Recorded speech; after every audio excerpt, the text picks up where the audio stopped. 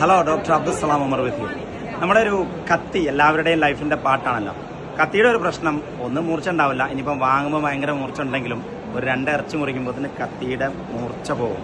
അവിടെയാണ് ഏറ്റവും കൂടുതൽ കാലം ഷാർപ്പായിട്ട് നിലനിന്ന കത്തി എന്നുള്ള ഗിന്നസ് വേൾഡ് റെക്കോർഡിന് അർഹമായിട്ടുള്ള ഒരു കത്തിയുടെ ടെക്നോളജിയാണത്. ഇവരുടെ ചെയ്യുന്ന കത്തികളൊക്കെ ഇങ്ങനെയാണ്, പെട്ടെന്ന് മൂർച്ചം പോകില്ല.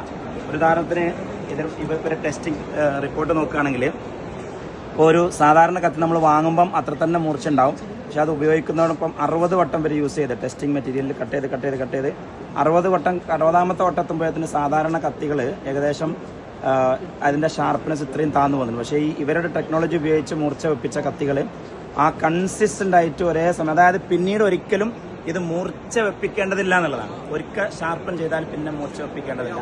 ഒരു ഉദാഹരണത്തിന് ഞാൻ അവരുടെ ഒരു കത്തിയുടെ ഷാർപ്പ്നെസ് ഒന്ന് കാണിച്ചു തരാം. അതെ, അവരുടെ ടെക്നോളജി ഉപയോഗിച്ച് ഷാർപ്പൻ ചെയ്ത കത്തിയാണ് അതിൻ്റെ.